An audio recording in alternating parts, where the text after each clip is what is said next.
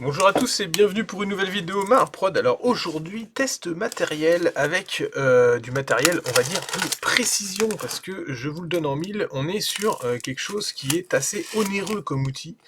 Ouais, comment ça s'ouvre? Ça s'ouvre là. On va découvrir ensemble un petit outil qui normalement devrait être très pratique.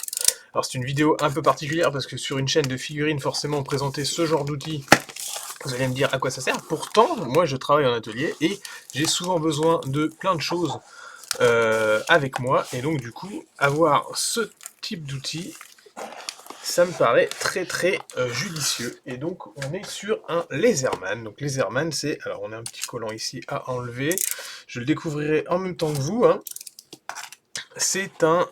donc vous voyez les pinces-outils un peu multitool. Alors ça arrive en boîte comme ça. Hop. J'ai découvert en même temps que vous, j'en ai jamais eu un. J'ai un outil type multitool que j'utilise depuis plusieurs années, mais qui est une copie d'un Laserman et qui commence à se dévisser un petit peu aux encoignures, etc. Et là, je me suis dit, ça fait quand même longtemps que j'utilisais la copie, j'avais envie d'un original, et j'ai pris le dernier né de chez Laserman. C'est un petit peu l'outil normalement qui devrait être parfait. Je ne sais pas, voilà, qui ressemble à ça, Laserman Arc. Vous voyez, il est au fond de sa boîte. Voilà. Ah, il y a déjà le clip ceinture autour, et puis il est livré avec la petite pochette.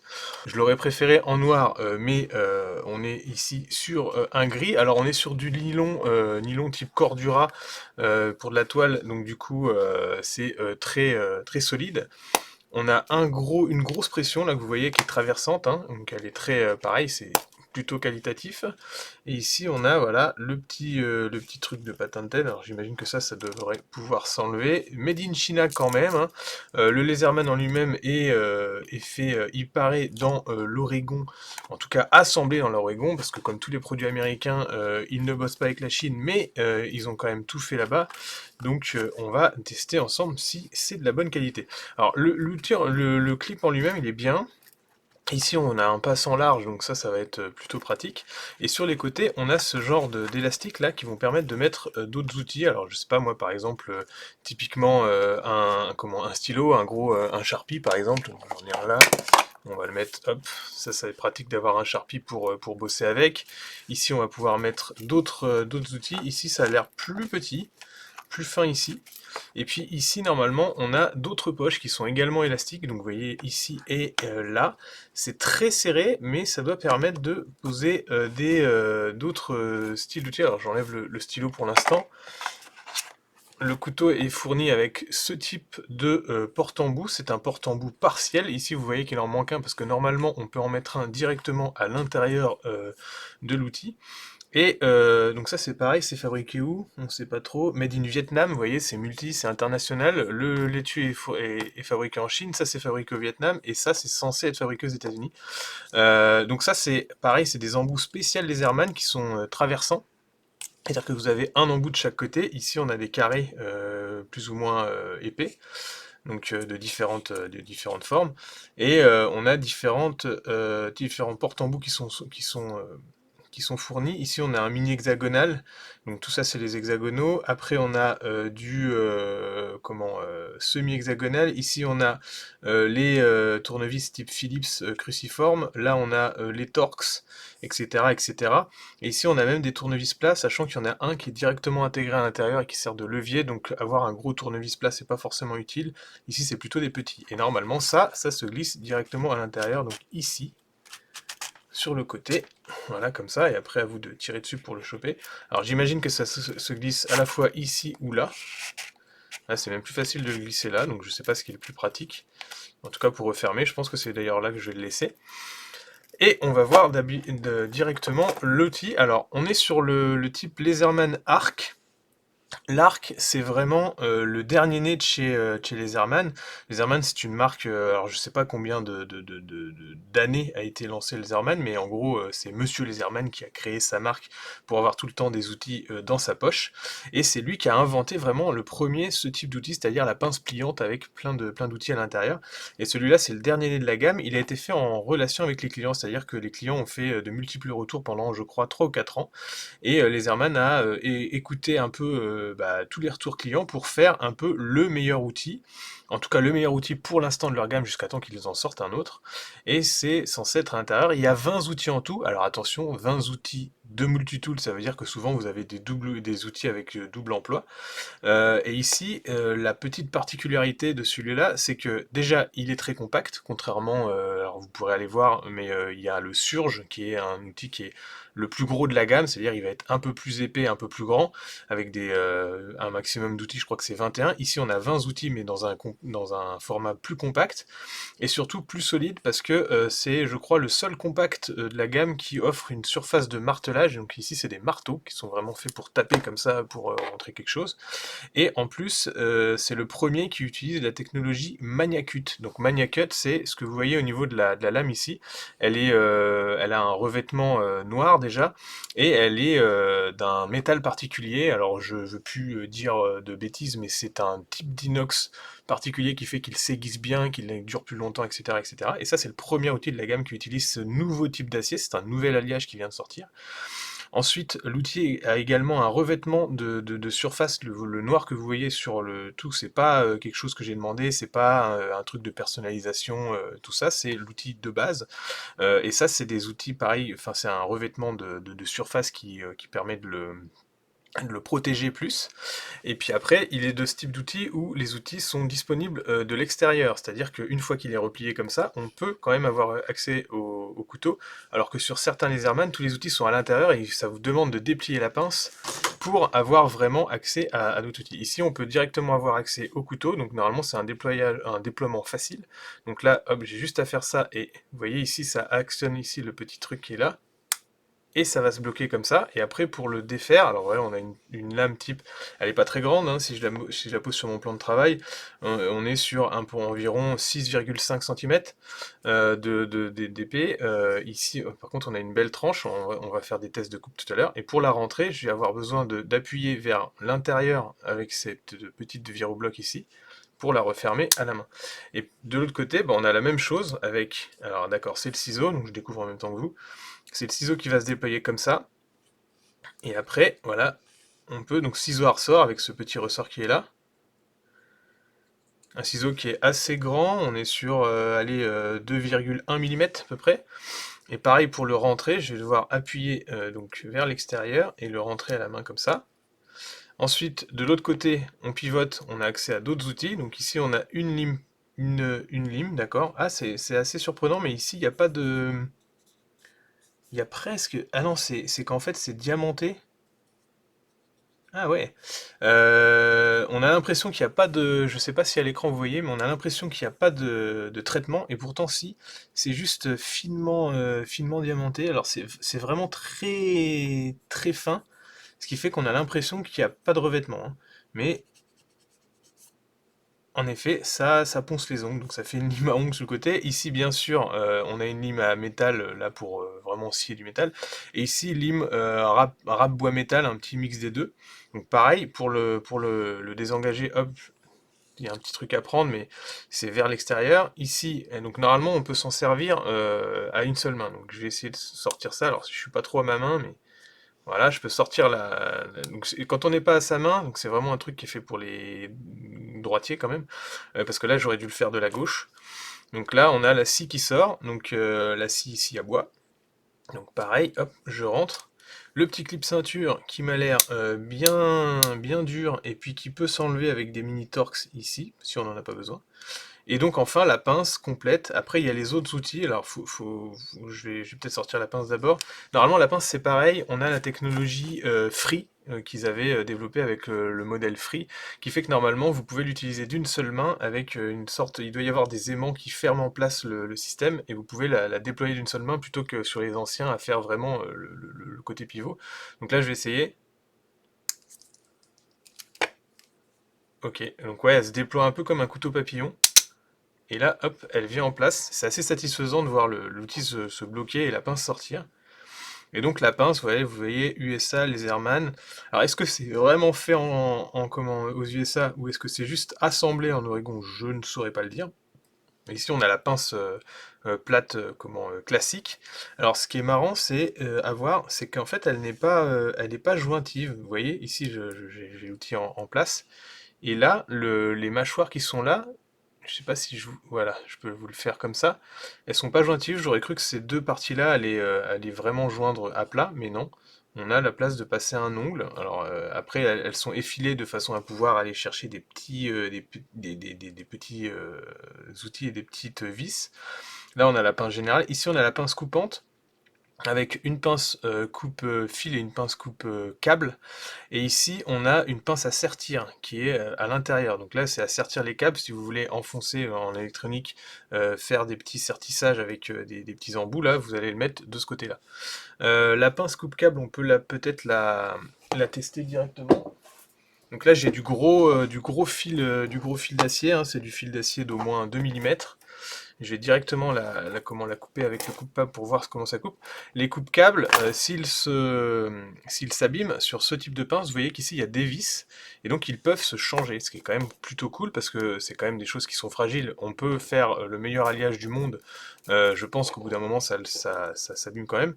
Donc là je vais utiliser la partie grosse ici. Voilà, ça coupe quand même très bien. Là, j'ai à peine forcé. Alors, il n'y a pas de système de crémaillère sur ce type de pince. Je sais que sur certains outils, il y a des systèmes de crémaillère. Là, il n'y en a pas. Donc voilà, ça se coupe très très bien. C'est même satisfaisant de voir comment ça coupe. Qu'est-ce que je peux tester d'autre? On peut tester.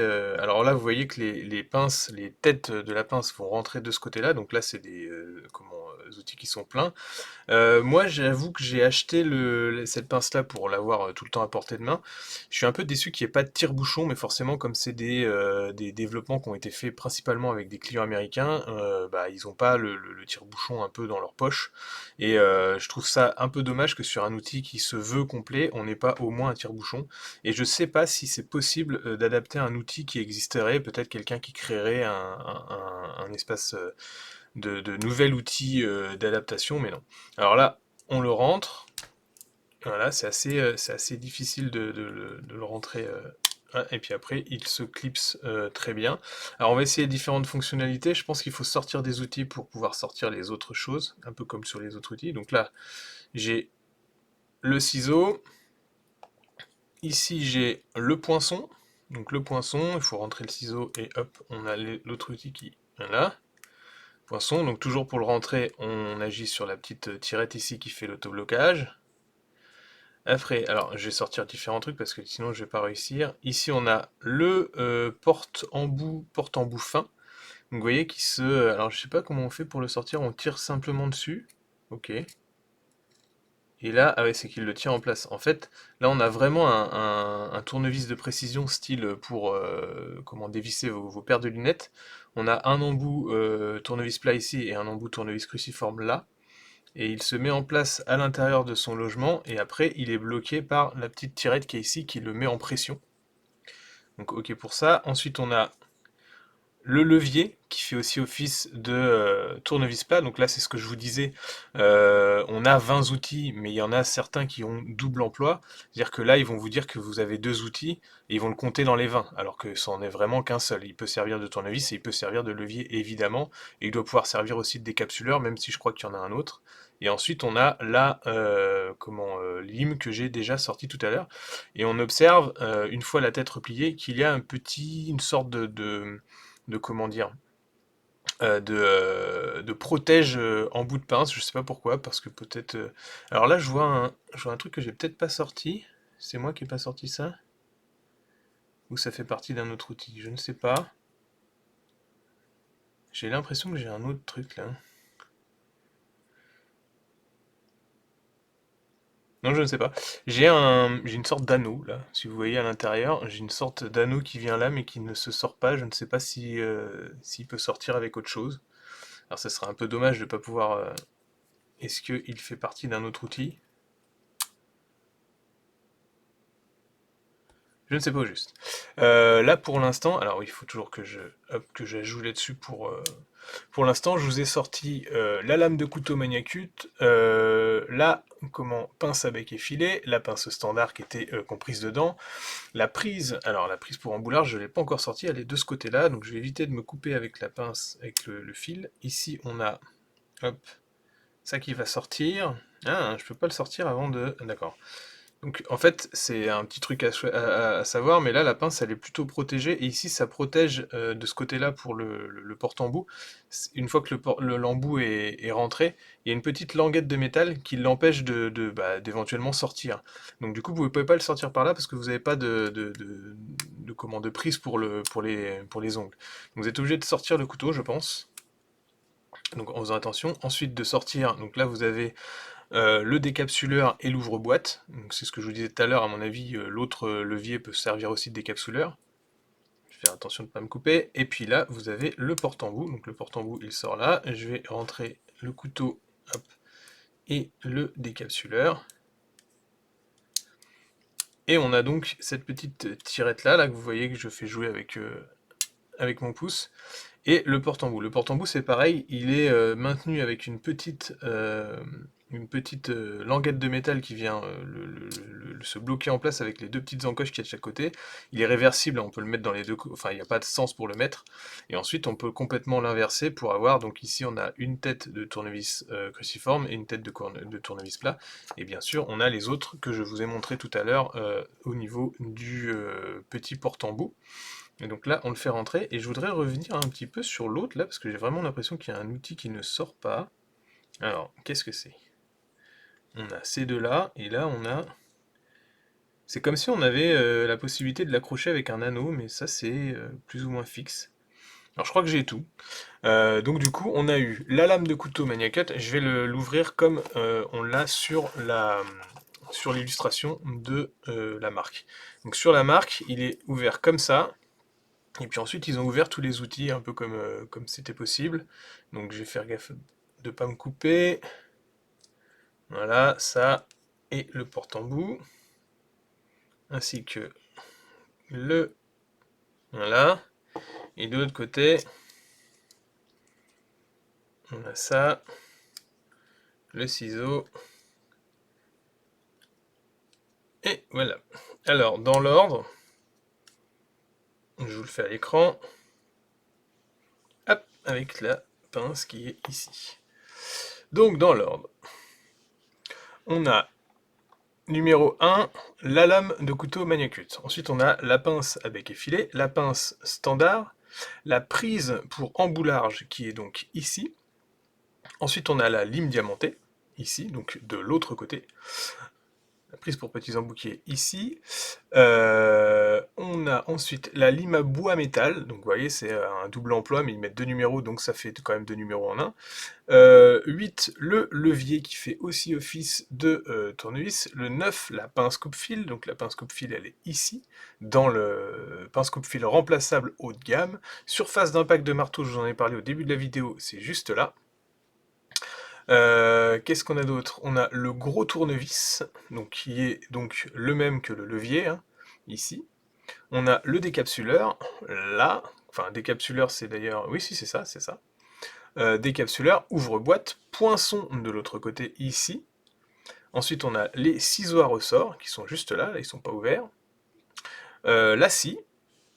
Ensuite, on a un dénudeur. Alors, le dénudeur, il est donc à côté du poinçon, il sert dans le poinçon. Ensuite, on a une pince à sertir, donc c'est ici, de l'autre côté.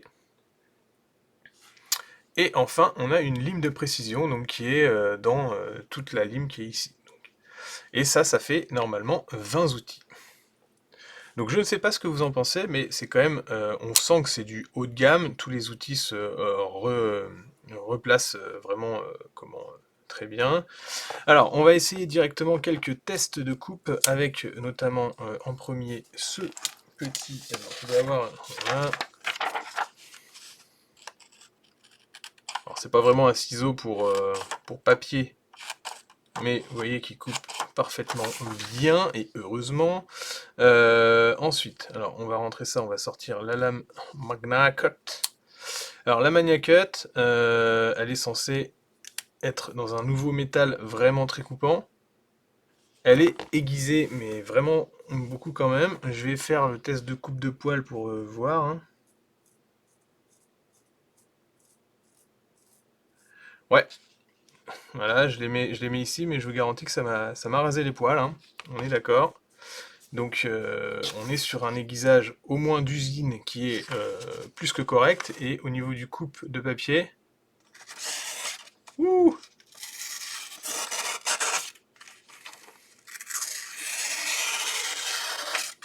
ouais, on est sur un aiguisage qui est quand même... là, je force presque pas, hein. Il y a le poids de l'outil qui est quand même assez conséquent.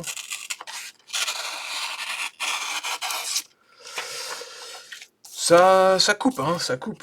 J'ai ramené un petit peu de sisal. Sisal, c'est quand même un truc qu'on a beaucoup à utiliser en bricolage. Bon, ok, j'ai pas beaucoup forcé. Voilà, un petit peu de corde. Et j'ai même de la corde, style corde d'escalage, comme ça, là. Je me suis mis un petit repère pour pas quand même couper n'importe où, mais ouais, ouais, ça coupe quand même vraiment beaucoup, hein.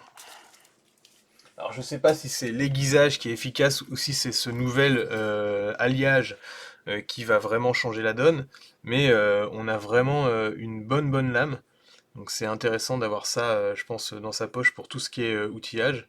Et là, j'avoue, alors moi je vois la différence parce que j'ai, comme je vous disais en début de vidéo, eu un outil type multifonction, mais assez bas de gamme. En fait, il se dévissait au niveau de ces outils-là, donc on avait du jeu et tout ça, et puis la pince sortait pas pareil, et puis tous les embouts étaient un peu faussés parce que du coup, dans un alliage certainement beaucoup plus mou.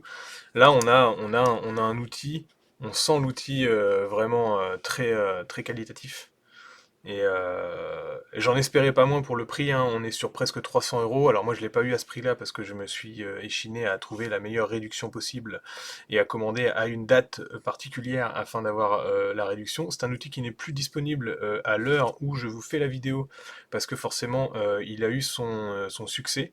Et puis il y a aussi des collectionneurs en Amérique qui collectionnent ce genre d'outils. Moi, ça va être un outil du quotidien, donc j'espérais qu'il soit de qualité et je pense que c'est le cas. Il est très cool. Donc n'hésitez pas à me dire en commentaire si ce genre de test vous plaît. En tout cas, il me servira sûrement pour ouvrir tous les colis de figurines que je vais recevoir, mais surtout pour bricoler à droite à gauche sur toutes les maquettes et tables de jeu que je fais. C'est toujours pratique d'avoir un outil, un levier, des choses à découper comme ça, une pince pour visser et tout. Donc c'est vraiment très cool. Après, on a vraiment cet outil style free là, qu'on ouvre d'un claquement de main. Alors je le fais pas aussi bien que celui de la vidéo, mais alors est-ce qu'on peut le rentrer à une main par contre? Ouais, presque. Enfin, franchement, alors non, il y a peut-être un coup à prendre, mais c'est très cool. Et puis le fait d'avoir le couteau directement là qu'on peut sortir, alors ça c'est pareil. Youp, il faut avoir le coup de main, mais, euh, mais c'est très cool. Franchement, alors dites-moi en commentaire si ce type de test vous plaît. N'hésitez pas, comme d'habitude, à vous abonner à mes différents médias, YouTube, Facebook, le groupe et Instagram. J'ai également une chaîne Twitch pour ceux qui sont intéressés. Et puis, n'hésitez pas à me laisser un commentaire sur ce type de test d'outils. À bientôt à tous et bon modélisme.